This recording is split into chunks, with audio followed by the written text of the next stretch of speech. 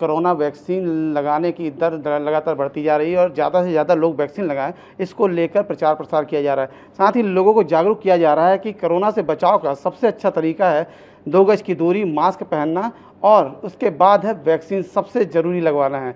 और जो लोग नहीं लगवा रहे हैं या किसी तरह की भ्रांतियाँ हैं, कई लोगों में भ्रम फैला हो कि इसके साइड इफ़ेक्ट्स हैं क्या है, और उन सब चीज़ों को लेकर बात करेंगे हम डॉक्टर स्मिथ से। साथ ही यह भी जानने की कोशिश करेंगे कि अगर जो कोई कोरोना संक्रमित है और उसको भी वैक्सीन लग जाता है तो क्या फ़र्क पड़ता है। सबसे पहले ये बताइए, जो कोरोना वैक्सीन लगाई जाती है उस दौरान जो गाइडलाइन उसके तहत क्या क्या ध्यान दिया जाता है। कोरोना की वैक्सीन में अभी जो गाइडलाइंस हैं उसमें मेन यह देखा जा रहा है कि कोरोना अगर कोई संक्रमित व्यक्ति है, उसके संक्रमण के ख़त्म होने के 1 महीने के बाद में उसको वैक्सीनेट किया जाए। भले ही उसका पहला डोज पहले लग चुका हो और उसको दूसरा लगना है तो भी दूसरे डोज को कोरोना से ठीक होने के 1 महीने बाद लगाने की जो है वो रिकमेंडेशन है। और उसके पीछे रीज़न ये ऐसा नहीं है कि कोरोना पॉजिटिव व्यक्ति को अगर गलती से कोरोना की वैक्सीन लग जाएगी तो उसमें कोई बहुत ज़्यादा रिएक्शंस होंगे, लेकिन रिएक्शन होने की संभावना रहती है। उस संभावना को क्षीण करने के लिए, न्यून करने के लिए हमारा ये रिकमेंडेशन है। और इससे यह रहता है कि कोई बहुत एडवर्स रिएक्शन जो तुरंत होने वाला है उसकी संभावना बहुत कम हो जाती है। अच्छा, कई वैक्सीन को लेके अभी भी लोगों में हमें क्या डॉक्टर ही बताते हैं, कोई पहले 24 दिन था, फिर समय बढ़ाते गए, अभी कोई वैक्सीन 84 दिनों बाद लगानी है। तो ये अलग अलग वैक्सीन की अलग अलग टाइमिंग है या कुछ और कारण है। वैक्सीन्स के जो प्रभाव हैं वो उनसे जो एंटीबॉडीज़ बनती हैं उसके बनने का जो शोध हुआ उसमें ये समझ में आया है कि जैसे गैप बढ़ जाता है तो वो वैक्सीन लंबे समय तक कवरेज दे सकती है, बूस्टर जो सेकेंड डोज लग रही है उसके कारण, और उसका प्रभाव थोड़ा बढ़ सकता है। तो इस संभावना के साथ में जो है वैक्सीन्स के बीच में, कुछ वैक्सीन्स के बीच में गैप बढ़ाई गई है। इनका अलग अलग वैक्सीन्स के रिकमेंडेशंस अलग अलग हैं, लेकिन मोटे तौर पे अगर आप समझें तो सभी वैक्सीन एक समान ही हैं, लगभग एक समान ही सुरक्षा दे रही हैं। इसलिए आपको जो भी वैक्सीन मिल रही हो उसको उसके शेड्यूल के हिसाब से लगवा लीजिए, तब आप सुरक्षित रहेंगे। और ऐसा कहीं भी नहीं है कि वैक्सीन कहीं फेल हो रही है। जो जहाँ पे लगता है कि वैक्सीन के बाद में भी संक्रमण हो रहा है तो बहुत कम प्रभाव वाला है, बहुत कम कॉम्प्लिकेशंस वाले हो रहे हैं। बहुत रेयर रिपोर्ट्स रहती हैं कि लगभग 11 लाख या 12 लाख लोगों में एक व्यक्ति की मृत्यु होने की संभावना है वैक्सीन लगने के बाद पॉजिटिव होने से, जबकि बिना वैक्सीन के 100 में 3 लोगों की मृत्यु होने की संभावना है। तो आप इस रेशियो से समझ सकते हैं कि वैक्सीन ज़रूर प्रभावी है और वैक्सीन लगाना बहुत ज़्यादा ज़रूरी है। उतना ही ज़रूरी है जितना आपने बताया कि 2 गज की दूरी ज़रूरी है, मास्क ज़रूरी है, और मैं कहता हूँ सुई भी ज़रूरी है। अच्छा, आपने कहा कि जैसे मान लो कोई कोरोना संक्रमित होता है, उसको वैक्सीन लग जाती है तो उसके साइड इफ़ेक्ट भी तो हो सकते हैं कुछ हद तक। अगर अभी जो वैक्सीनेशन हो रहा है, चाहे केंद्र सरकार करवा रही, चाहे राज्य सरकार, तो उसके दौरान ऐसी कोई व्यवस्था नहीं की गई। जो भी वैक्सीन लगवाने जा रहा है उसकी न तो रिपोर्ट देखी जाती है, न उनका टेस्ट किया जाता है, न स्पॉट टेस्ट किया जाता है। इससे हो सकता है कि कई ऐसे लोग हो जिनको सिम्टम, जैसे अभी कोरोना जैसा आ रहे हैं उसमें सिम्टम्स नहीं होते फिर भी कोरोना संक्रमित होते हैं। तो ऐसी स्थिति में क्या कहेंगे आप। देखिए, पहले तो आपको यह समझना है कि संक्रमित व्यक्ति को भी अगर सुई लगती है तो उसमें दुष्प्रभाव ऐसे नहीं देखे गए हैं जो एक सामान्य बिना कोरोना के संक्रमण व्यक्ति में होते हैं, वैसे ही दुष्प्रभाव होते हैं। उनकी भी बाह में दर्द होता है, उनके भी बदन में दर्द होता है, वही 1-2 दिन का बुखार आता है। ये सारी चीज़ें लगभग वैसे ही सेम रहती हैं। किसी भी टीकाकरण के साथ में कुछ जो है सुरक्षा उपाय हमेशा लिए जाते हैं, इसलिए घर पहुंच वैक्सीनेशन को कभी भी अभी शुरू नहीं किया गया। हमेशा आप देखेंगे छोटे बच्चों का भी वैक्सीनेशन होता है तो वैक्सीनेशन सेंटर में होता है और वहाँ पे तैयारी पूरी रहती है कि किसी भी प्रकार का दुष्प्रभाव, खासकर जो इमीडिएट रिएक्शन होते हैं उनको टैकल करने के लिए, उनका इलाज करने के लिए वहाँ सुविधाएं उपलब्ध रहती हैं। और हर मरीज के साथ में हिस्ट्री ली जा रही है। मेरे पास में बहुत सारे मरीजों का फ़ोन आता है या वो कंसल्ट करने आते हैं कि मुझे वैक्सीन लेने जाना है और मुझे ये एस्पिरिन या क्लोपिडोग्रेल जैसी खून पतला करने की दवा चल रही है, क्या मैं इसको, तो इससे ही स्पष्ट हो जाता है कि हर व्यक्ति की हिस्ट्री ली जाती है, उनको कौन सी दवाइयाँ चल रही हैं, उनको टीके से रिएक्शन होने की संभावना है या नहीं है। ये सारी चीज़ें देख के पूरी सुरक्षा पक्का करने के बाद ही उनको वैक्सीन लगती है, क्योंकि वैक्सीन लगाना एक बहुत अपने आप में बहुत बड़ा काम। तो जो वैक्सीनेशन हो रहा है अभी सिर्फ आप सीजी पोर्टल पे जा रहे हैं, अपना आधार कार्ड पंच कर रहे हैं, आसपास का एरिया डिसाइड कर रहे हैं और जाके उधर पे वैक्सीन लग जा रहा है। इतना कोई पूछताछ नहीं किया है। इसलिए अगर मान लो कोई कोरोना संक्रमित जाता है तो क्या उससे कोई दुष्परिणाम हो सकते हैं। उसके दुष्प्रभाव जो हैं वो उतने ही होंगे जितने एक सामान्य व्यक्ति के साथ में होने की संभावना है। जैसा मैंने आपको बताया कि जो अभी तक जितनी वैक्सीन्स हुई हैं, करोड़ों वैक्सीन्स लगी हैं, और उनमें कई मौके ऐसे आए होंगे जिसमें कोरोना पॉजिटिव व्यक्ति जिसको खुद को जानकारी नहीं है उसको भी कोरोना की वैक्सीन लगी होगी। और दूसरा बहुत साधारण सी चीज़ समझने की है कि अगर एक व्यक्ति कोरोना पॉजिटिव होता है तो उसको जो एंटीबॉडीज़ बनती हैं वो 28 दिन से 6 महीने तक के लिए उसके शरीर में पाई जाती हैं, ऐसा पाया गया है। तो आप मान के चलिए कि बहुत सारे लोग ऐसे होंगे, इसमें मैं भी हूँ, जिसको 2 बार कोरोना हुआ था, उसके बाद में वैक्सीनेशन लगा है।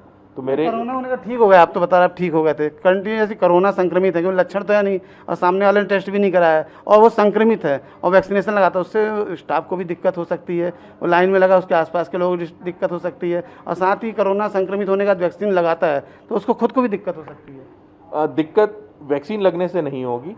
कोरोना का संक्रमण वो फैला सकता है, इस बात पे मैं आपसे राजी हूँ, लेकिन कोरोना की वैक्सीन लगने से कोरोना पॉजिटिव व्यक्ति को कोई अलग से दिक्कत हो, ऐसी संभावना बहुत क्षीण है। वो लगभग वैसी ही है जैसा मैंने आपको बताया कि 12 लाख में एक व्यक्ति को होने की संभावना है, वैसी ही है।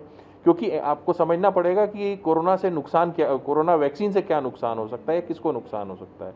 नुकसान की संभावना वहाँ होती है जिनकी एंटीबॉडीज़ खूब बनी हुई हों और उनको अगर वैक्सीन लगता है तो एंटीबॉडी रिएक्शन जो है वो ज़्यादा होगा। एंटीबॉडी रिएक्शन में आपको जहाँ पे टीका लगा है वहाँ पर दर्द होने की, उस जगह के लाल होने की, वहाँ पर पेन होने की, बदन दर्द होने की, जो कॉमन एक जो सिम्टम्स आ रहे हैं वहीं तक सीमित रहेगा।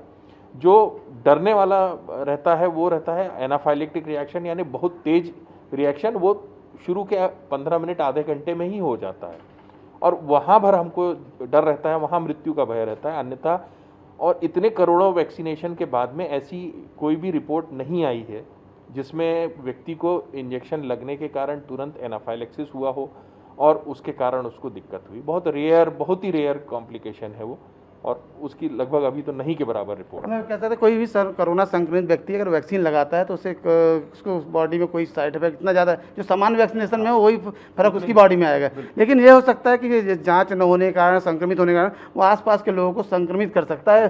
तो ऐसे में क्या है, इन सेंटरों में व्यवस्था की जानी चाहिए कोरोना जाँच की। देखिए आप, वो व्यक्ति तो अगर वो मॉल जा रहा है, वो व्यक्ति बाजार जा रहा है, वो व्यक्ति अपने परिवार के साथ में भोजन कर रहा है, वो व्यक्ति अपने परिवार के साथ में एक वाहन में ट्रेवल कर रहा है, बस में ट्रेवल कर रहा है, कहीं भी जा रहा है, तो वो वैसे ही संक्रमण फैला रहा है। अब आप इस लॉजिक से हम देखेंगे तो हमको हर एयरपोर्ट में, हर बस स्टैंड में, हर सड़क पे उस व्यक्ति का टेस्ट करना पड़ेगा, जो कि लॉजिकल नहीं है। तो वो यह तो उस व्यक्ति को, चूँकि ये इसमें लक्षण बहुत सारे लोगों को नहीं होते हैं और वो उनकी जानकारी के बिना वो किसी को अगर संक्रमित कर देते हैं तो वो संभावना तो बनी रहेगी। उसके लिए विशेष कुछ आप मतलब ये कह सकते जो भी वैक्सीन लगवाने भी जाता है, सामान्य लोग भी हो चाहे संक्रमित, वे अपनी व्यवस्था करके जाएँ, मास्क लगा जाएँ, सैनिटाइजर का इस्तेमाल करें और वैक्सीनेशन कराने के आने के बाद कपड़े वगैरह बदलना या जो भी करना है वो पूरा। ये आप बिल्कुल सही बात बोल रहे हैं। यही एक जो कोरोना अप्रोप्रिएट बिहेवियर है उसको फॉलो करना है।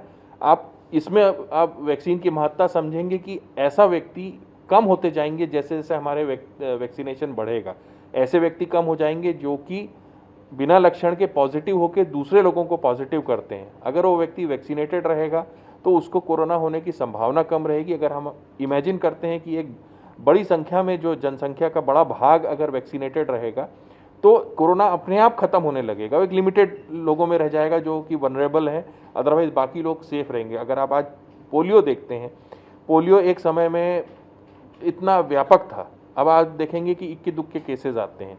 यह चीज़ ये हमको बताती है कि वैक्सीन कारगर है, और ये नहीं कह सकते कि पोलियो के केसेस आज नहीं हो रहे हैं, मगर वो उनकी संख्या इतनी कम हो गई है कि हमारे लिए वो एक चिंता का विषय उतना नहीं है जितना पहले होता था, जहाँ पे हर व्यक्ति के पोलियो होने की संभावना बढ़ी रहती थी। आप हो सकता है कि कल को हमारे जैसे स्मॉल पॉक्स का वैक्सीनेशन था, जो बड़ी माता जिसको कहते हैं, वो चेचक अब कहीं मिलता ही नहीं है, क्योंकि वैक्सीन इतनी बढ़िया कारगर रही। और वायरल के अगेंस्ट, जो वायरसेस के अगेंस्ट वैक्सीन यूजुअली बहुत कारगर होती हैं, और ये वैक्सीन ही एकमात्र जो साधन रहता है वायरस को हराने का, जो बिल्कुल पुख्ता साधन होता है। आप देखिए दवाइयाँ भी जो दी जाती हैं एंटीवायरल या ये, वो बहुत ज़्यादा वायरस के अगेंस्ट काम नहीं कर पाती, लेकिन वैक्सीन ज़रूर काम करती है। रीज़न ये है, वैक्सीन जो है वो शरीर के अंदर नेचुरल प्रोसेस है वायरस से लड़ने की। और आप जब भी नेचुरल प्रोसेस के साथ में रहेंगे, आपको विजय सुनिश्चित रहेगी।